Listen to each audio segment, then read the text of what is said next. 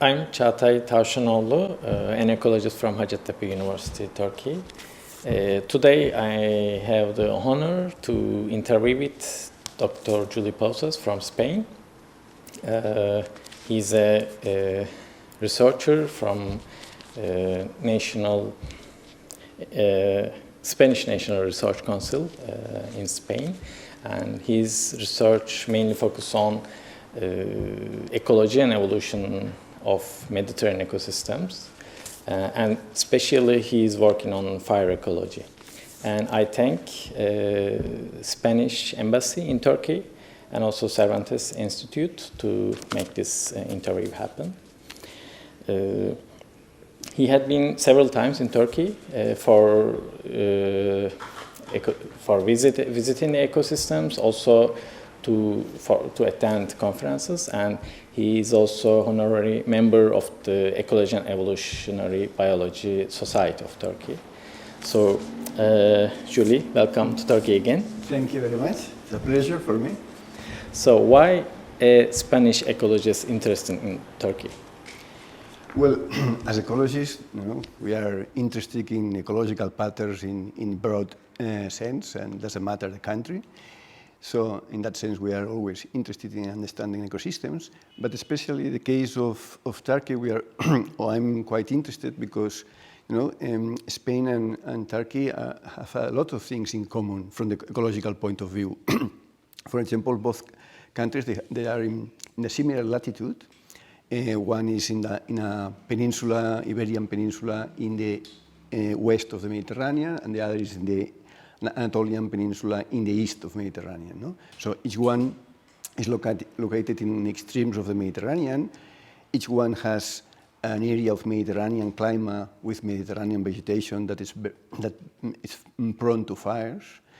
And the inland area is a steppe type vegetation. Then in north there is much more wet forest.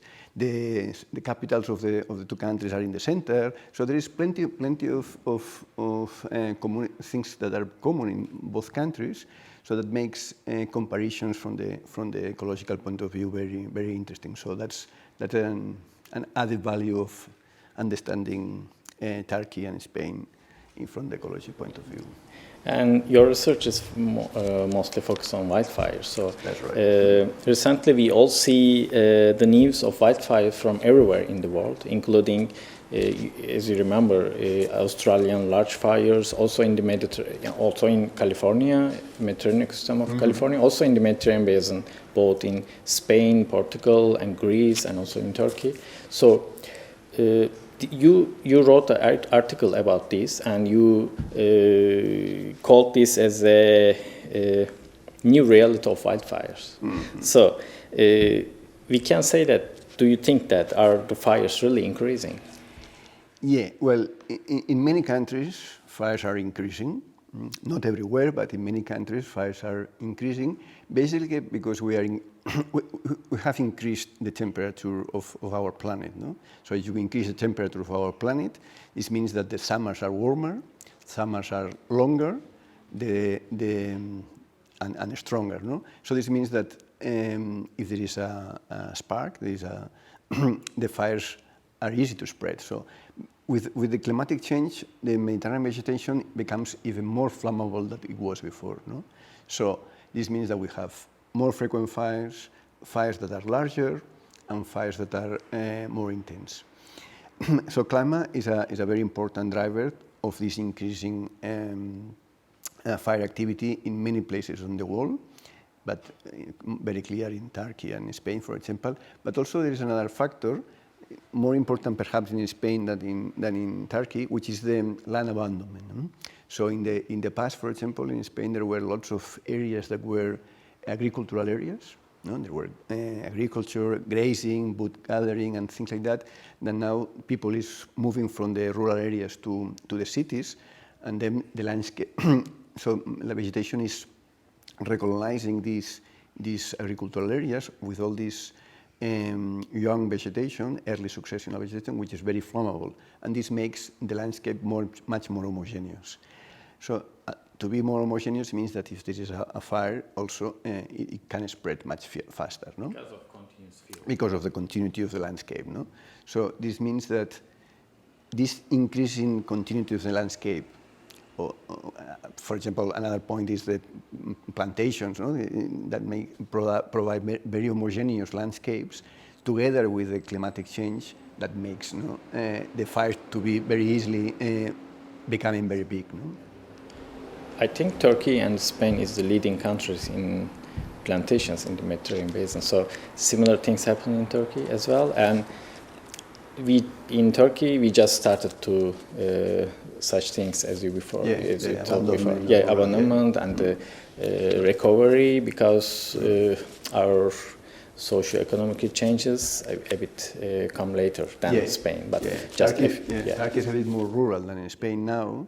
But of course, if people started to move everybody to the urban areas, the fire will probably increase. Now already 90% of people now in Turkey living in cities or the towns, and it happens now. So it's happening. But many fires are started by humans, in fact. For example, in Turkey, we know that nearly 90% of fires started by humans. So are humans not responsible of increasing number of fires? Well, humans are a big part on this. No, they started a lot of ignitions. So where there are humans, there are ignitions. No? Cigarettes, engines, motorbikes, whatever. No?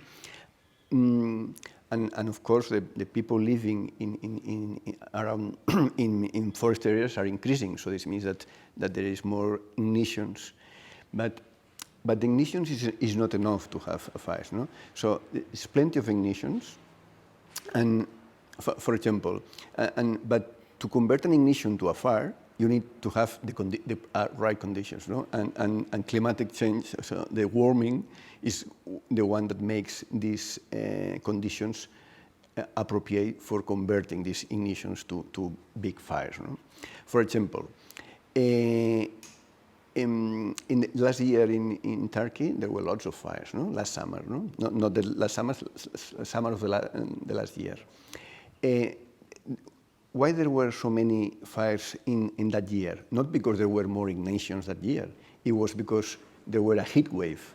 You know, the Mediterranean. So the heat wave was focused in Turkey, and then everything was very hot, very dry. So any spark produced a large fire. And this year, the fires were less in Turkey, but were a lot of fires in Spain. Why? Because this year, the heat wave was in Spain, in the Iberian Peninsula, in Spain and Portugal and so on, no? And France and so on. And then we had a lot of fire. Not because we had more ignitions this year, but because we had some ignitions, but we had these heat waves. No? So it's important to understand and to reduce the number of ignitions by humans, but we have to know that a key factor are the heat waves, and the heat waves is climatic change, and it's something that is quite difficult to stop now. No? It's something that we had to work. So it's probably not possible to stop fires easily. No? And many people live in forested areas or very close to forested areas, and as a result of this, in recent years, we saw that many people die because of fires. Like in Portugal, more than 70 people die. In Spain, there are 30 casualties, and also the worst one, I think it was in Greece, that more than 100 people died just because of one fire, so they can't escape the fire. So do you think that if fires are increasing, then any risks for people, any additional risk for people that living in these forested areas? Yeah. In this idea of the new normal, or the new climate framework that we are now, we have to rethink a bit how we live. No? The idyllic idea of living to having houses around surrounded by forest, it was okay with the climate of the 20th century, but probably it's not going to be a very good idea with the climate of the 21st century. No? So because the forests are becoming more flammable, it means that having houses with forest around, is going to be very, very, very dangerous. So I think the new ideas is try to you can just lock or cut all the vegetation around your houses to protect, to produce some of this self-protection, so to avoid having vegetation around your house. Or probably with the increasing temperature, the idea is that the people probably shouldn't be living or shouldn't be building houses in flammable forests. No? In the same way that the people should not build houses in the cone of a volcano because it's too dangerous, probably in these new conditions, the people shouldn't be living in the middle of the forest. No? They should go to live in the city, which makes a bit more, in cities or in towns, which makes a bit more sense. No? These become very similar situations, like living near to volcano and near to a forest that can be burned. Yeah. If the forest is a flammable forest, like many of the Mediterraneans, it's too dangerous to build houses there. So probably you have to think about. Everyone. So urban planning is also very important in this new scenario of climate. So there is need for preparations for these.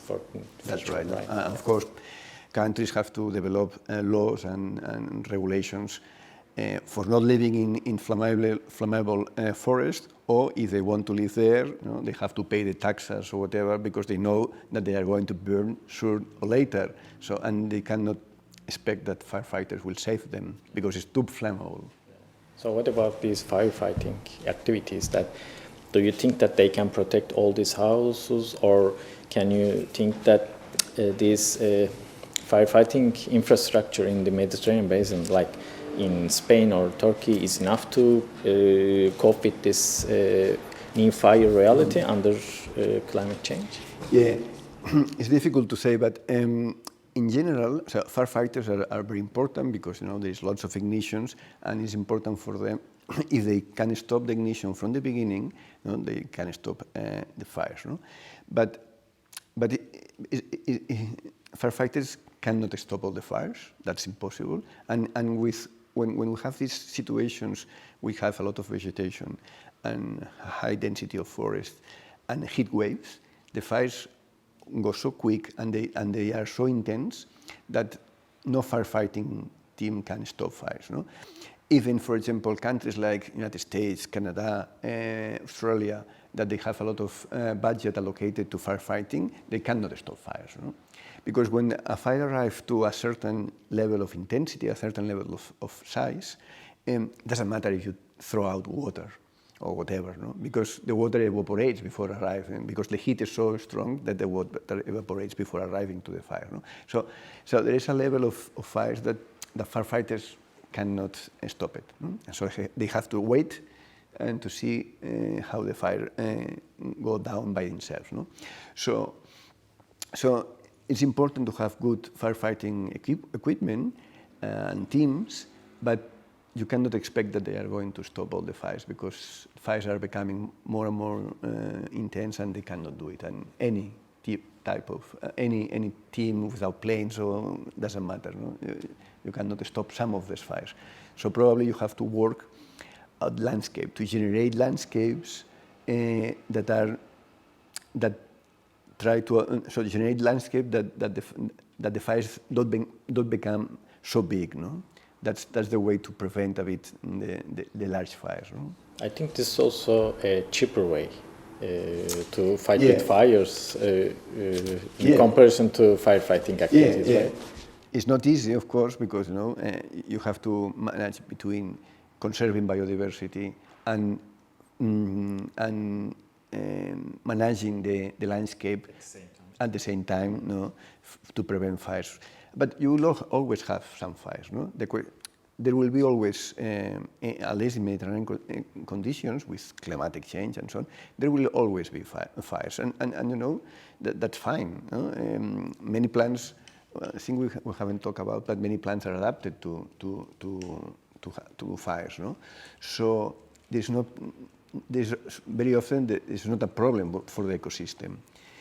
So it's more a problem for the people than for the ecosystem. So this means that we can have small fires, many small fires, instead of few very big fires, no? That are the ones that are more dangerous. No?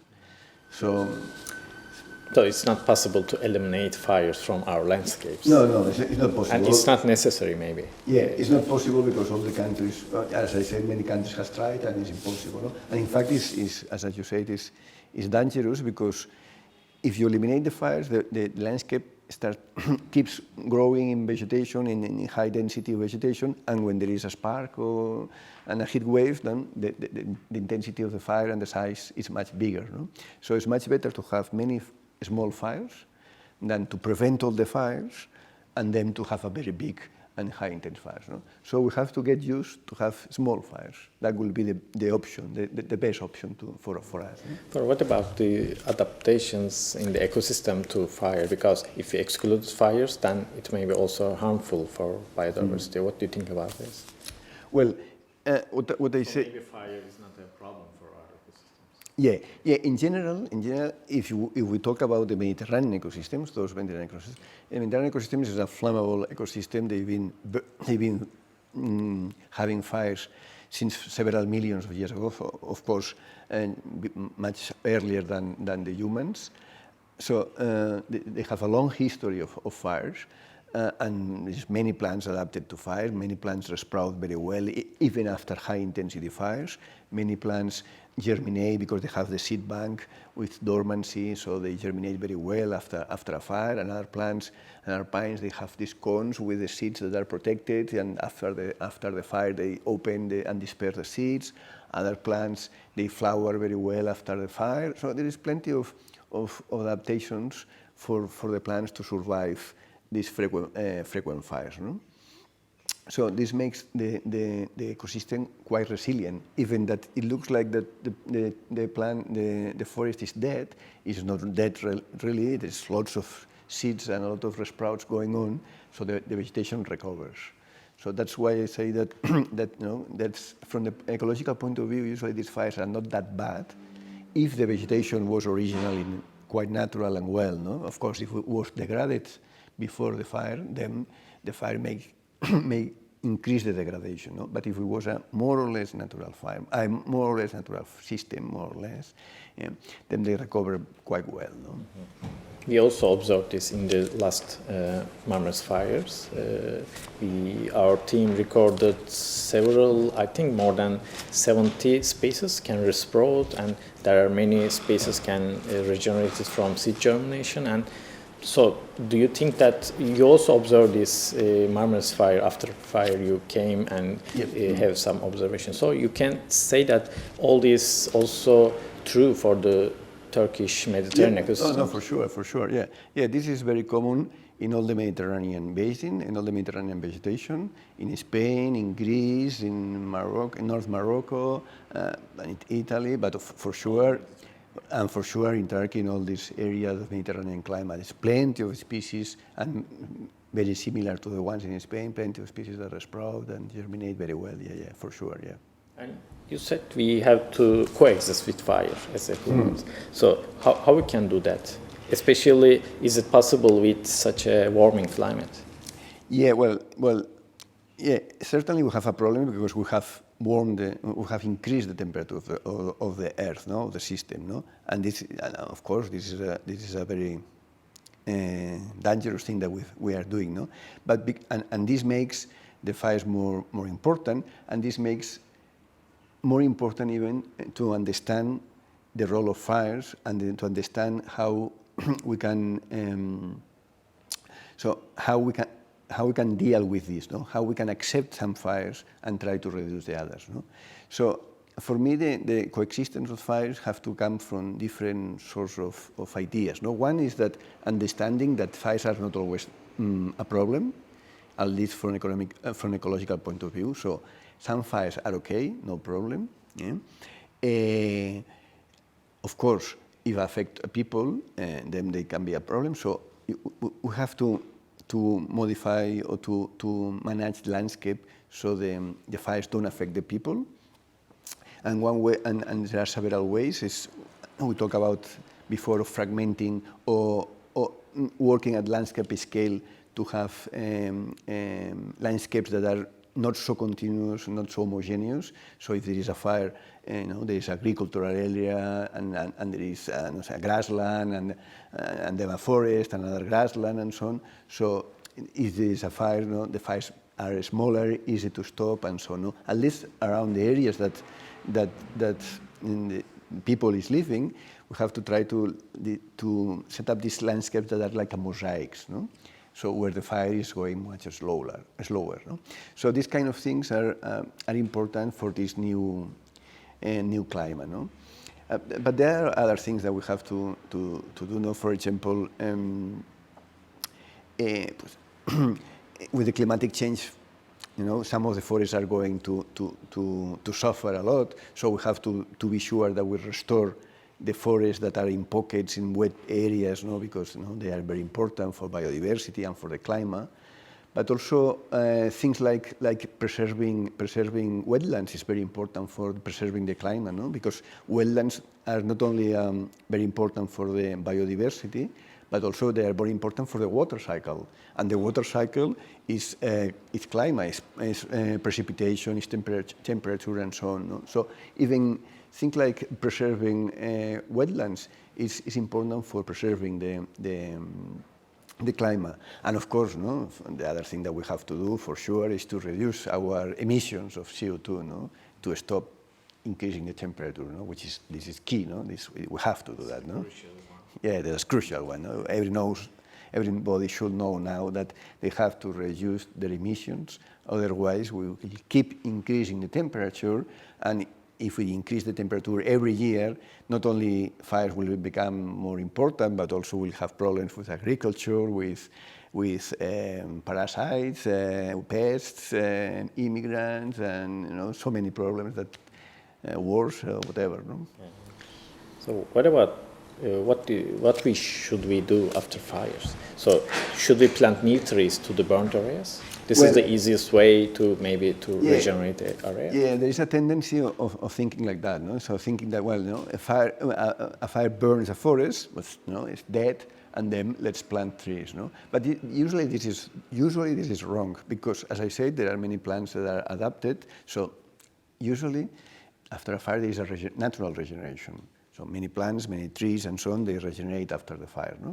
So if you go there and plant, you usually destroy the natural regeneration. So what is important is first to stop and look at how it regenerates by itself.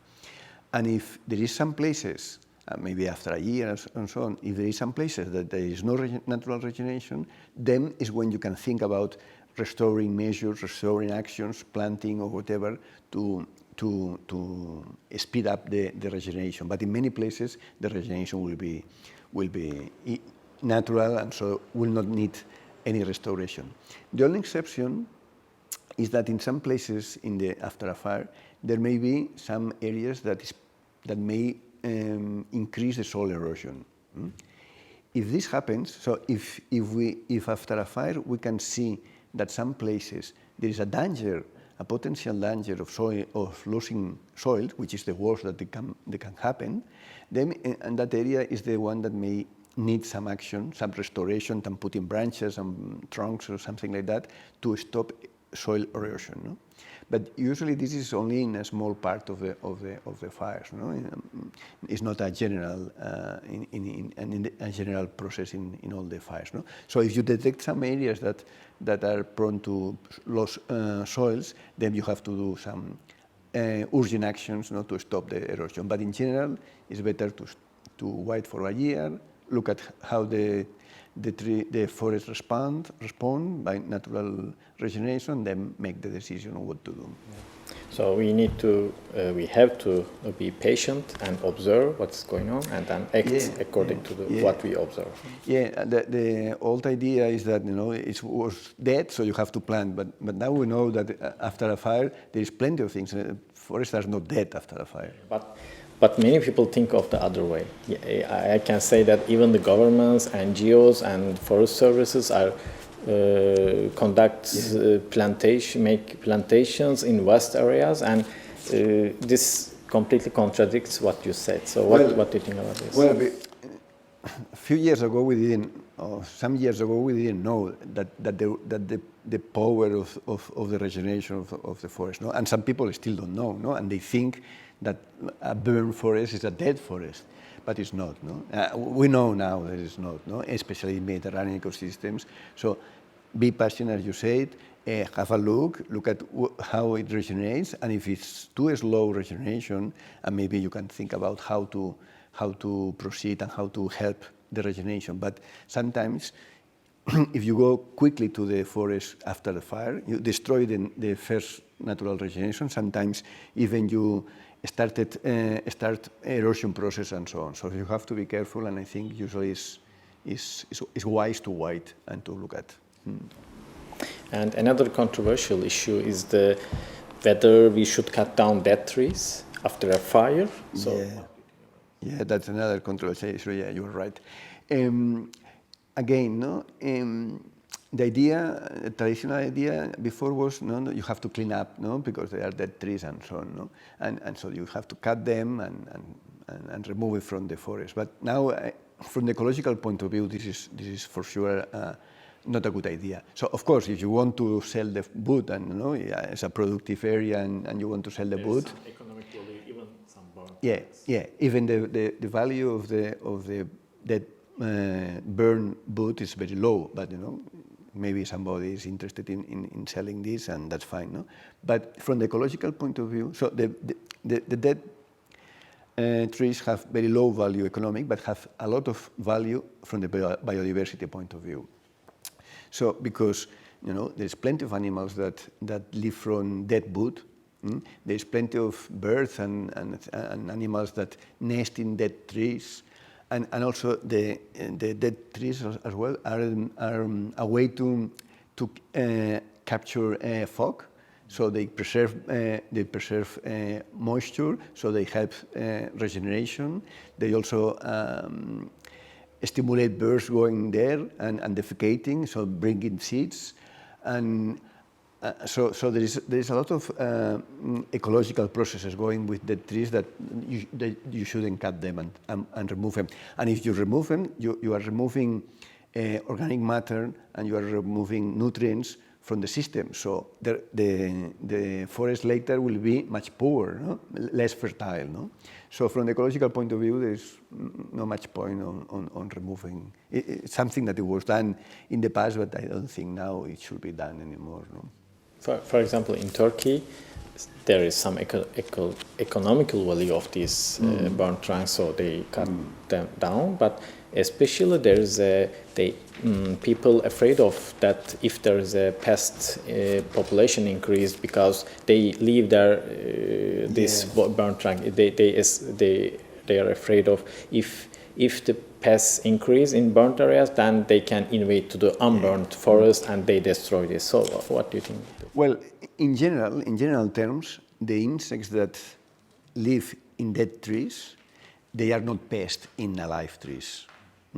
And the insects that are pests in alive trees, they don't go to the dead trees. So they are different worlds, no? So in general, that's not happening. But in any case, if you think that there may be some pests that may happen to increase, but just instead of cutting all trees, just monitor that. You have to you make a monitoring system to see if there are any pests increasing, and then you can react. No? So but you know, cutting the trees only just in case there are pests, when probably dead trees don't generate pests at all, probably is unnecessary. You know, especially if it's considered that the dead trees also have some contribution to the post-fire recovery of the vegetation. Yeah, and the moisture and all these things. Yeah. So coming back to climate change, and as you previously point out here, climate change is not the only, but an important driver of wildfires today. So do you think that we are able to stop climate change? That's a difficult question. We are obligated to stop. No, I don't think it's an option. There is no option. No? So we have to stop climate change. We cannot have a climate that is increasing every year the temperature, no? Because it will be catastrophic for many things. No? It started to be catastrophic, but it's going to be more and more catastrophic. So there is no option. I think we have to stop climatic change, and we have to everybody, every of us, we have to make our contribution to reduce our emissions. And of course, the governments have to make policies to reduce emissions and so on. But even without these policies, all of us will have to contribute, because little by little, we are millions of people in the world. No? So if all of us reduce our emissions, then we might make a contribution. No? Yeah, but if we all wait to the government, then probably it will be too late. No? So I think we are obligated. We have to. It's an agreement that we need to do in all the world, is to make that effort for the next generations to have a better world. No? That otherwise it will be too warm to live. Yeah, and maybe people also may push to the governments to change the policy. That's right. Yeah. Many people think that, especially politicians and some scientists think that if we plant millions of trees to the open areas, then we can have a solution for have a solution for the climate change. So, do you think that planting trees can be a way to mitigate carbon dioxide emissions or combat with climate change? Yeah. See, because this is a very general idea. Well, this is a very nice idea. No? The idea of if you plant trees, you fix CO2, and then you reduce the problem of the emissions on CO2. This is a nice idea. Unfortunately, it doesn't work. Unfortunately, it's a pity, because it will be very nice, no? But it's not. No, it's plenty of research now showing that this is not. It is not for many reasons. One is that our emissions are so high that planting trees, the fixation of the trees is really very small compared with the emissions. No, so that's the first point. No, the second point is that to make something significant, you should plant so many trees that you will lose all these agricultural areas and all savannas and all these things. No? So it will be a social problem, because we'll lose agricultural land and so on. But even if you do that, if you plant a lot of trees in agricultural areas and savannas, and you have all these problems with social economic problems, with increasing temperature, all these forests may burn one day. No? And all the CO2 that you fix, it will be released suddenly, no? Again so it will be a waste of money, time, and everything, no? So unfortunately, these so-called natural solutions, planting trees is not in that list, no? Wetlands could be more important to protect. Yeah, wetlands. for example, yeah, exactly. Wetlands, for example, they also fix carbon.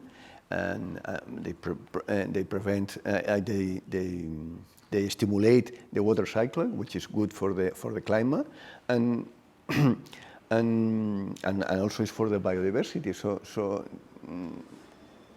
probably it's more important this and preserve, and also it's a bit silly to propose planting trees when we're destroying Amazonian forests and so many other forests. No, so first stop destroying forests, and then you can think about planting or not. But usually it's not a solution. No? So stop destroying forests, preserve wetlands, and think about others, and reduce CO2 emissions. Otherwise, planting trees will not solve all the problem.